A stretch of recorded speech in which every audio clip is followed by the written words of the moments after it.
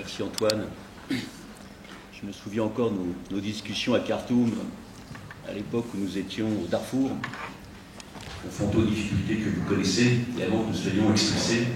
Et j'avais été frappé par la proximité de nos analyses et de notre action sur le terrain, qui était particulièrement difficile. Bonjour à toutes et à tous. Bonjour à la famille, à la communauté humanitaire. Bonjour aux ONG, membres de Monde Voice. Aujourd'hui, donc, pour fêter un super bon anniversaire à ECHO et un bon anniversaire à tous ses partenaires. Je voudrais revenir un peu avant ECHO, parce qu'il y a eu une aide humanitaire avant ECHO.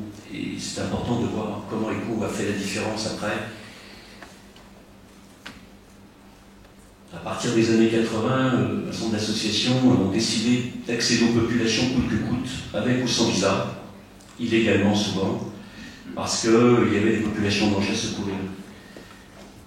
En Afghanistan, pour prendre un exemple, il n'y avait aucun fonds institutionnel pour l'aide humanitaire à l'intérieur du territoire afghan. On accueillait les réfugiés, mais les populations sous les bombes dans la guerre n'étaient pas secourues. En 1986, j'ai présenté un projet à la communauté économique européenne, à l'époque, pour la région de Mistalef, Shakardara, Kharazemir, Fatirou, qui avait été bombardée. Et un commissaire européen, à l'époque, a répondu pas d'aide à une population engagée dans un conflit. Je trouvais que cette population était surtout victime d'un conflit qu'elle n'avait pas choisi. Ça fait toute la différence. Les temps ont beaucoup changé. C'était la loi à l'époque, en tout cas c'était la règle. Et durant 10 ans, nous avons milité pour que les États, les institutions, la communauté économique européenne, mais aussi l'ONU, financent l'aide humanitaire aux populations en danger, avec ou sans visa, ce que nous appelons le cross-border. J'y reviendrai. Accéder coûte que coûte, aux populations en danger. Eureka, en 1992, ECHO est créé. Les États, l'ONU, s'engagent dans cette voie, qui n'était pas la seule, parce qu'il y avait beaucoup à faire dans le domaine humanitaire avant, par exemple, auprès des réfugiés, s'engagent dans cette voie. Rappelons-nous que c'était la fin de l'affrontement Est-Ouest, symbolisé par la chute du mur de Berlin. Et on peut se poser la question de savoir si le monde de l'époque, avant la chute du mur de Berlin, ECHO aurait pu exister, je ne pas. C'était l'époque de l'agenda pour la paix de Boutros Ghali. C'était un moment d'euphorie positive, en pensant que la paix était perpétuelle, à présent. Et puis très vite, on a déchanté avec la guerre en Yougoslavie, dans l'ex-Yougoslavie qui a duré 10 ans. Et ECHO est né, au fond, avec cette guerre dans l'ex-Yougoslavie, faite de sang, de larmes, ici en Europe.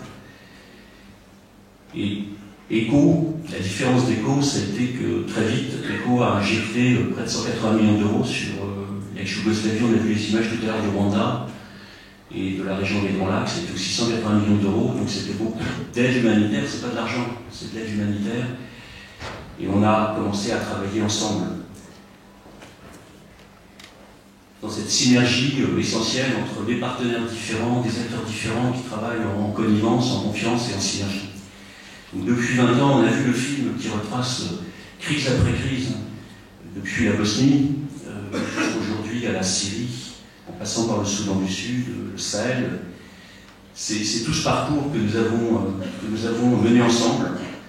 Mais c'est aussi, je voudrais dire, ECHO à un certain nombre de noms auxquels je pense. Je pense à Santiago Gomez-Rano, qui était le premier directeur d'ECHO, à Emma Bonino, à Constanza Dinolfi, que nous avons vu, à Louis Michel, et puis aujourd'hui avec le Sorensen, à Christina Georgieva, et à toutes celles et tous ceux qui ont contribué à cette grande aventure d'ECHO.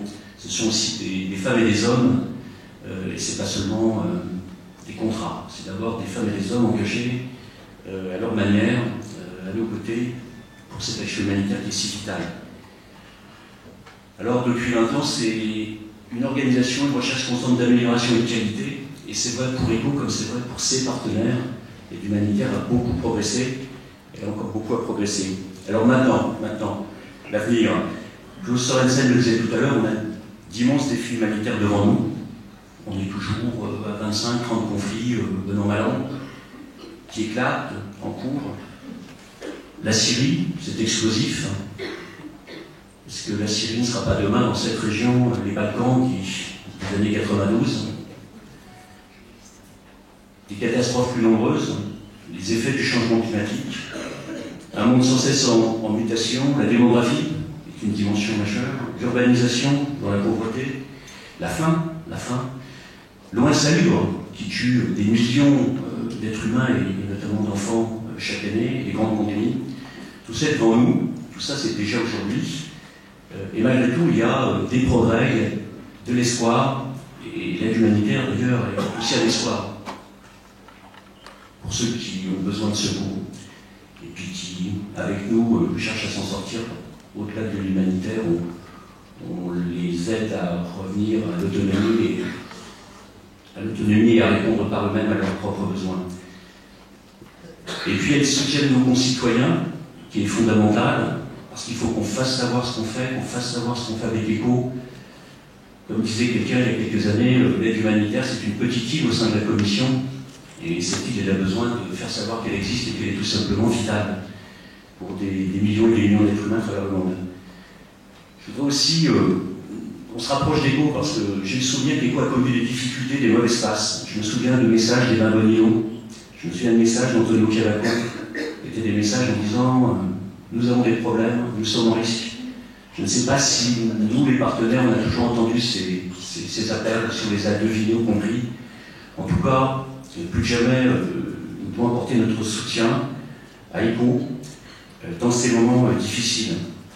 Je pense en particulier au consensus européen sur l'action humanitaire, au risque de politisation de l'aide humanitaire. Est-ce que ce risque n'a jamais été aussi grand qu'aujourd'hui? Soyons vigilants. Alors un mot peut-être sur la politique. Il est légitime, il est nécessaire que les États, que l'Union européenne fassent de la politique, fassent de la géopolitique.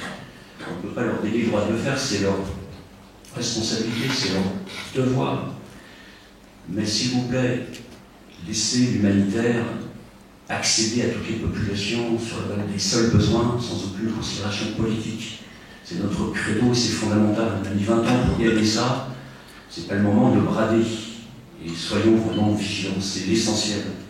Et puis bien sûr, il y a l'aide humanitaire, c'est les moyens, le budget, le fonds de réserve pour lequel nous avons des craintes. Donc là aussi, soutenons ECHO partout où nous pouvons, dans nos pays respectifs, les États membres, au sein du Parlement européen. Cette réserve alimente d'abord et avant tout l'aide humanitaire d'urgence qu'il y en a besoin.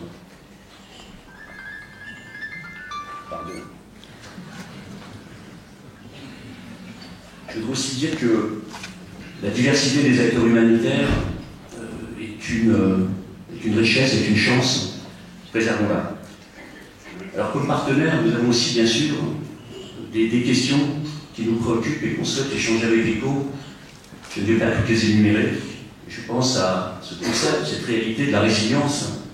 Je crois qu'il faudrait bien sûr aller plus loin en disant qu'est-ce que c'est que la résilience dans l'urgence? Et ensuite, qu'est-ce que c'est que la résilience dans le cheminement qui va de l'urgence à la reconstruction et développement? Le tout parfois simultanément. Et puis, quel est le rôle de la résilience en matière de développement? Avant la crise dans laquelle l'aide humanitaire revient, et après la crise, quand l'aide humanitaire passe le témoin. C'est essentiel de régler cette question si on veut que la résilience soit effective dans tout le processus. Et d'ailleurs, où est-ce que nous en sommes en matière d'urgence de reconstruction et de développement, ici à Bruxelles? Est-ce que nous avons vraiment progressé? Est-ce que ça ne ferait pas progresser la résilience si ce continuum ou ce continuum était mieux assuré entre nous, mais aussi entre les institutions responsables de l'aide humanitaire et du développement?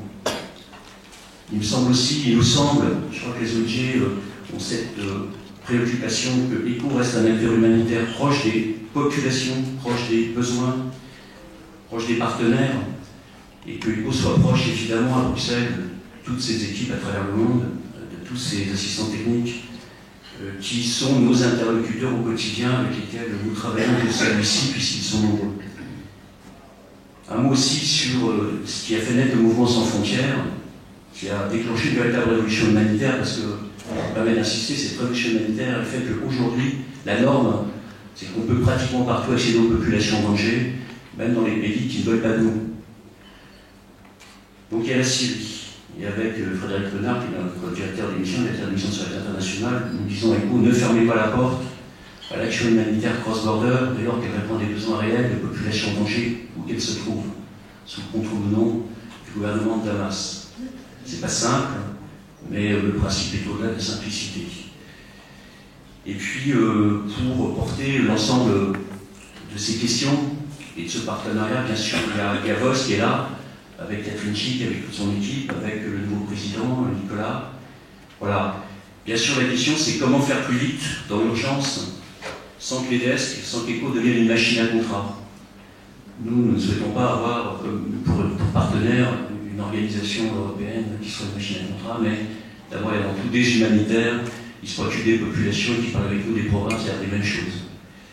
Pour conclure, bon anniversaire à ECHO, à la commissaire Tana Georgieva, Claude Sorensen, à toute votre équipe, à tous les assistants techniques qui sont là, qui viennent de partout, où nous travaillons ensemble,